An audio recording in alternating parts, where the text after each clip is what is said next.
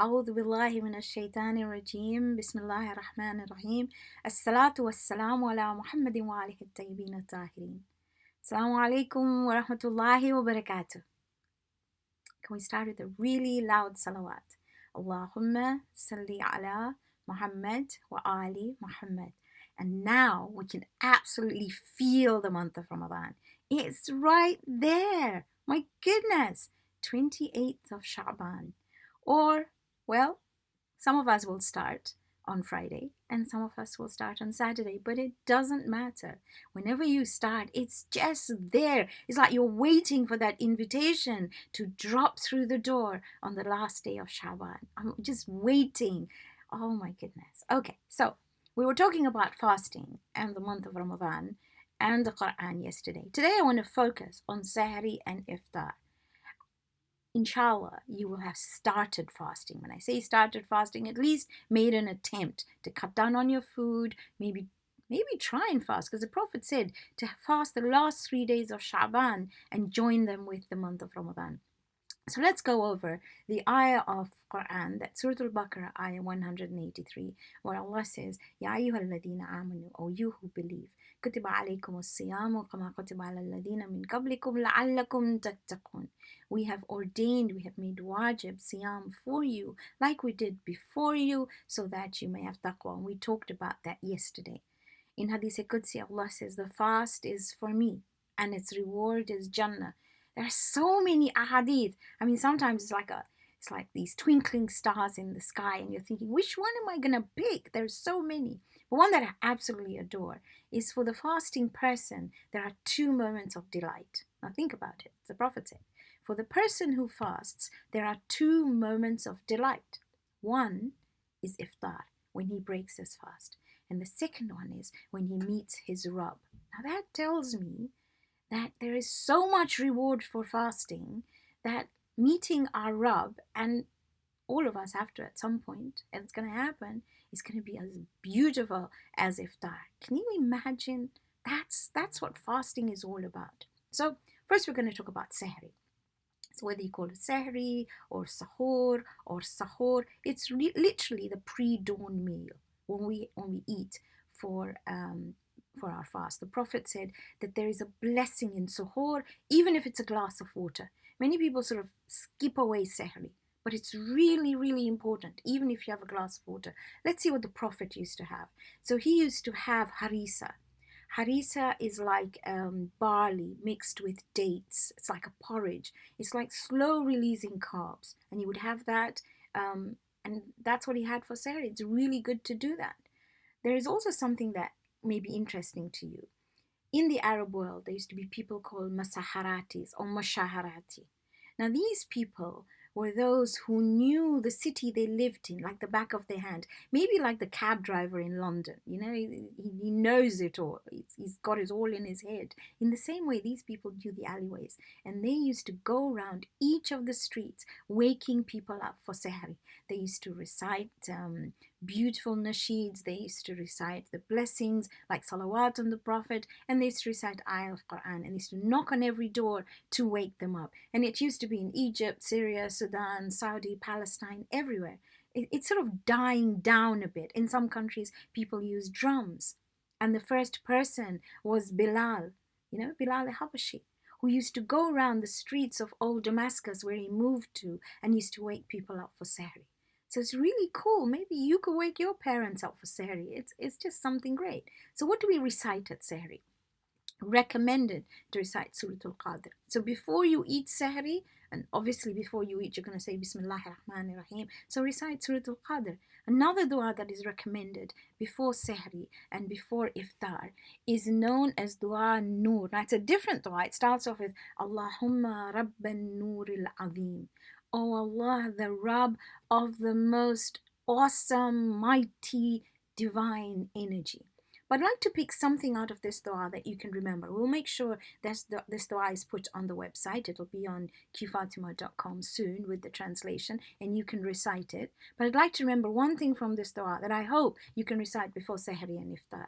And one part of this dua says, Ya Hayyu Ya Qayyum 3 times. These are Asma'ul Husna. And we'll talk about them at some time in the next few days. So, Ya Hayyu Ya Qayyum. So, let me go back again. So, we're going to recite Surah Al-Qadr. We're going to say Ya Hayyu Ya Qayyum 3 times. And maybe we will start the dua by saying Allahumma Rabbal Nur Al-Azim. So that's basically our Sehri. And there are other duas, and you find them in the dua books to be recited at Sehri time. Good to be able to have Sehri, recite Salatul Layl, and then Salatul Fajr, and then go to sleep for a little while. And then you can wake up all fresh up in the morning to do some cool things. Now, what about Iftar?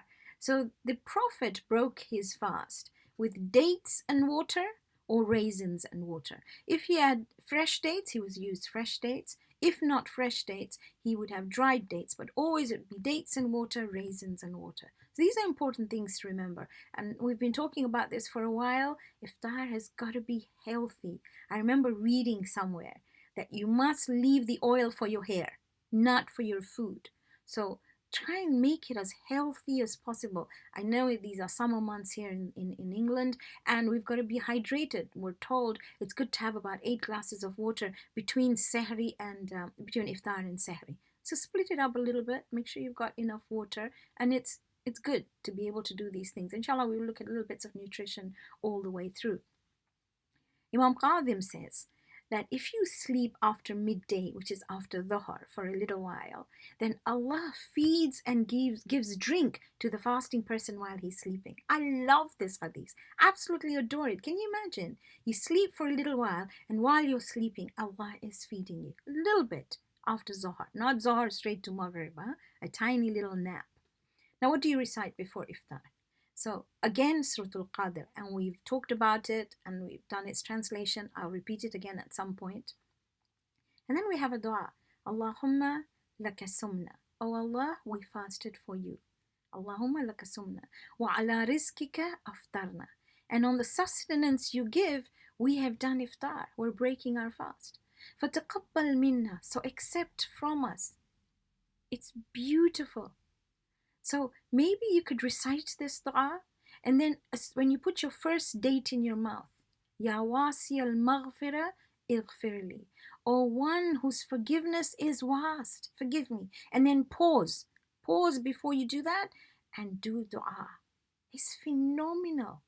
So much is accepted in that time. That iftar, and normally we're in such a hurry to eat, we forget. So Surah Al-Qadr, Allahumma laka sumna, and Ya wasi al-maghfira ighfirli. So these are the 3 things we will recite before iftar. Inshallah, we will look at different aspects of this as we go along. But today, now, we're going to go to Quran City. Remember, this is the month of Quran. Again, I will repeat a little bit from Quran City, and you'll probably say, oh God, here she goes again. We know it all. I know you know it all, but I need you to remember it so well that you never forget it.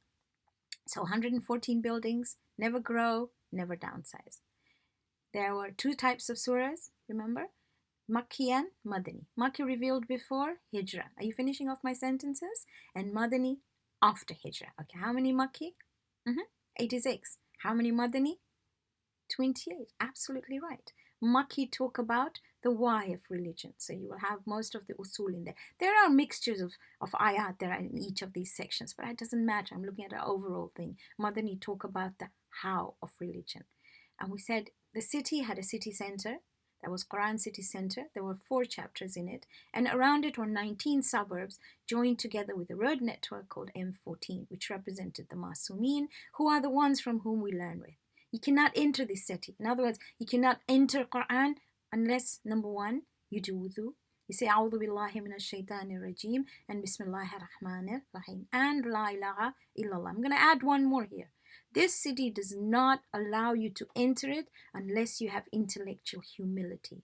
That means you're humble. You want to learn. You want to find out about it. Now, we looked at Quran City Center. We looked at Surah Al-Furqan. We looked at Surah Al-Alaq. We looked at Surah Al-Qadr. And we looked at Surah Al-Bayyinah.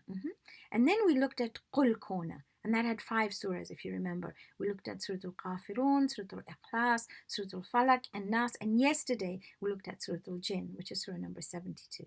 Now today, I want to start off by looking at the first surah of the Quran. Now, it's part of Hamidat Square, and we'll look at that inshallah as we go along. But right now, I want to look at Surah Al Fatiha. Maybe because this is the surah that conceptualizes the Quran. This is the surah that if a Muslim doesn't know any other surahs of the Quran, everybody knows Surah Al Fatiha. And we read it in our salah, and sometimes it's that's not how it's supposed to be recited. We're supposed to think about it, recite it properly. That is why I always say, when you pray salah, don't do the mustahabat, just do the wajibat. Recite it slowly and understand it. It has so much more effect. So we're going to look at Surah Al Fatiha. And the first thing we're going to look at is the focus of Surah Al Fatiha. Somebody just say, what is Surah Al Fatiha about? And I know most of you know that Fatiha means the opening. It's the opening of the book. There are so many names for this surah, but I'm not going to go into them now. The focus is, it is the summary of the Quran. It literally summarizes the Quran. And it's to awaken the soul. It sort of awakens me to think, what am I believing in?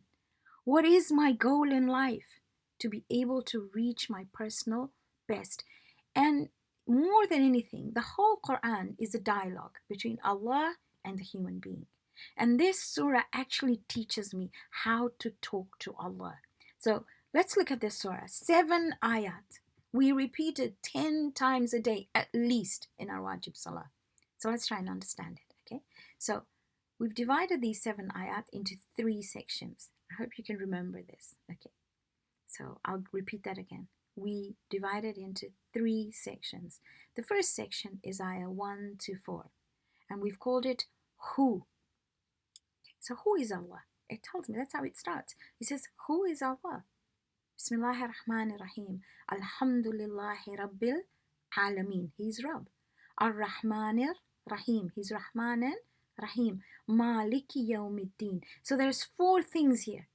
He is Rabb, he is Rahman, he is Rahim, and he's Malik or Malik.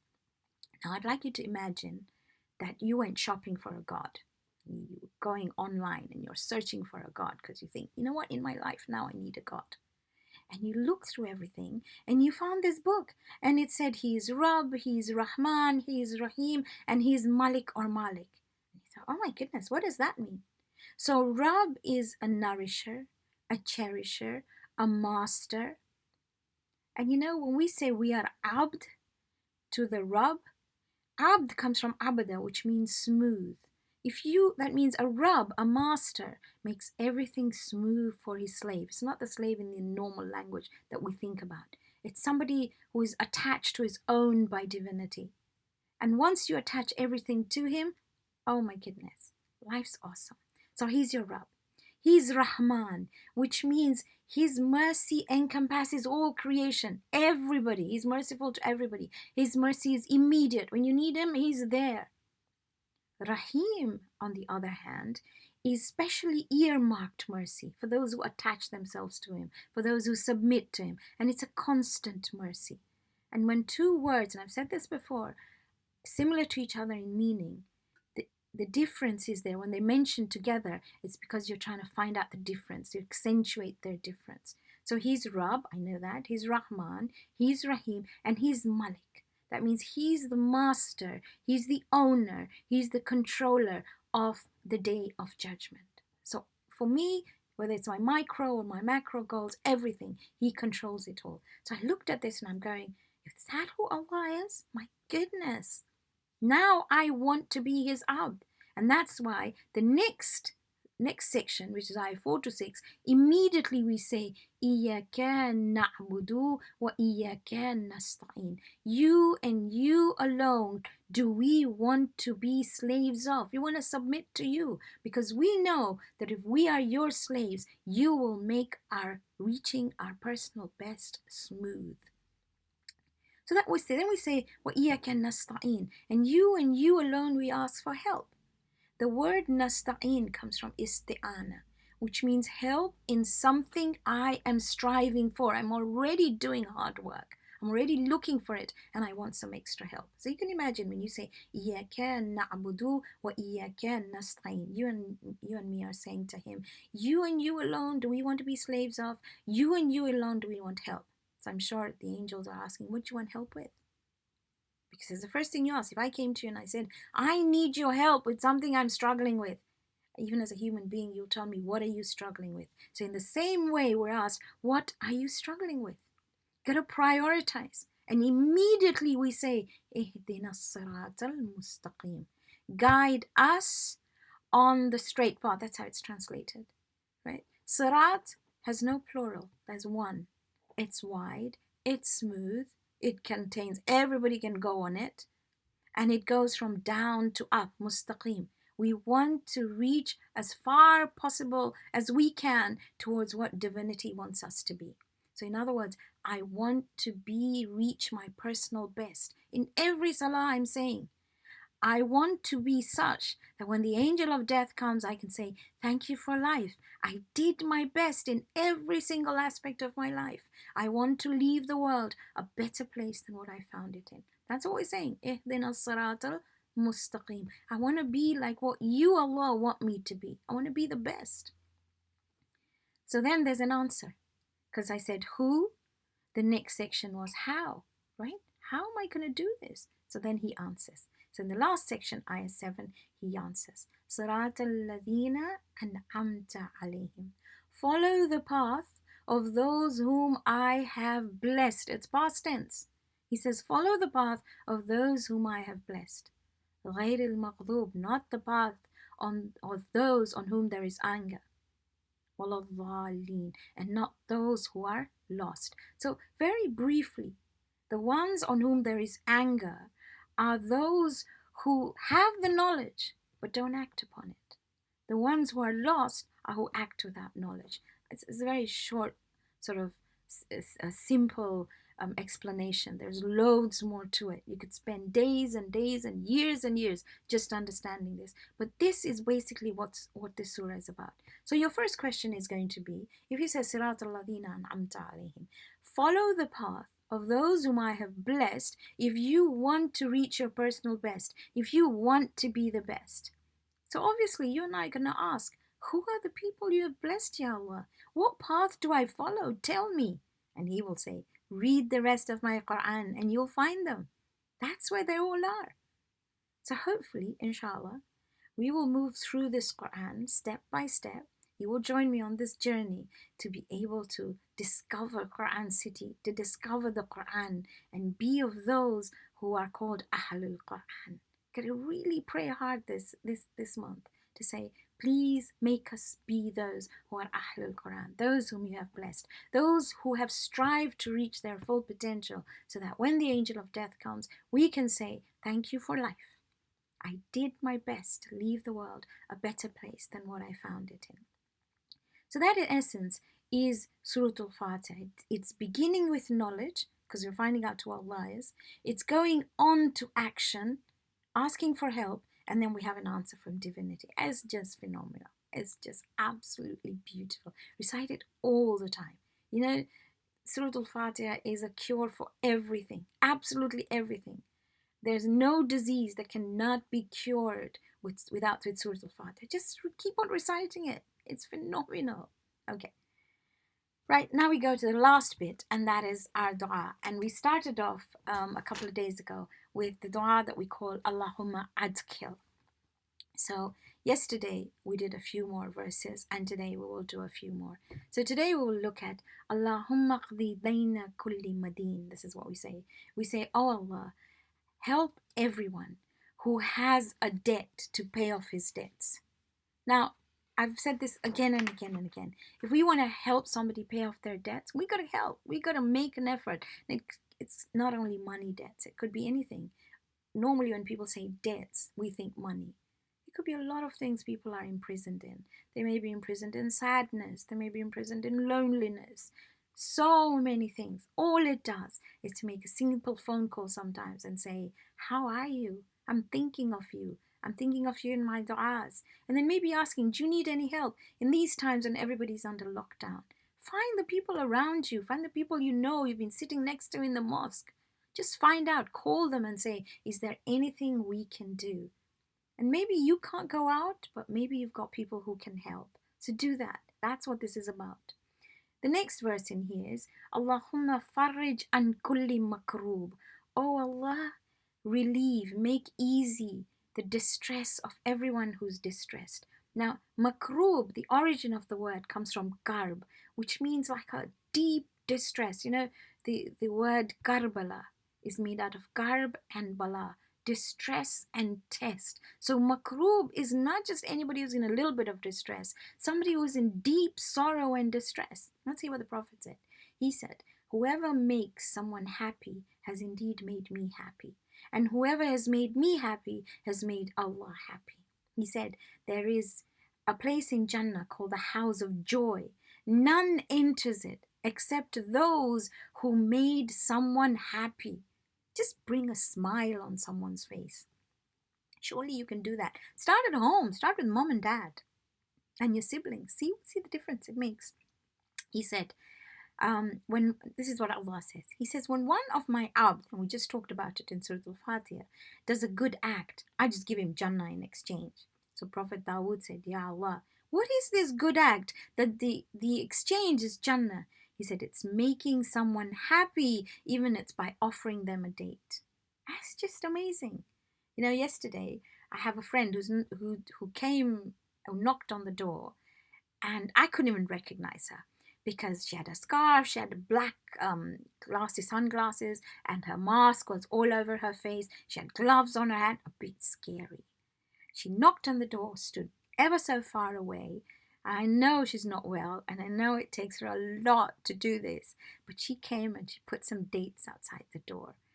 I don't think I stopped smiling the whole day. It's little things like that that make a difference. But like I said, call someone, make their day. It's just amazing. Let me tell you another story. So there was a man called Sadiq Halwani. And Sadiq Halwani was once in Masjid al-Haram. So he's near the Kaaba. He's doing tawaf. And as he's doing tawaf, this man told him that I'll meet you there, and I need you to see me there.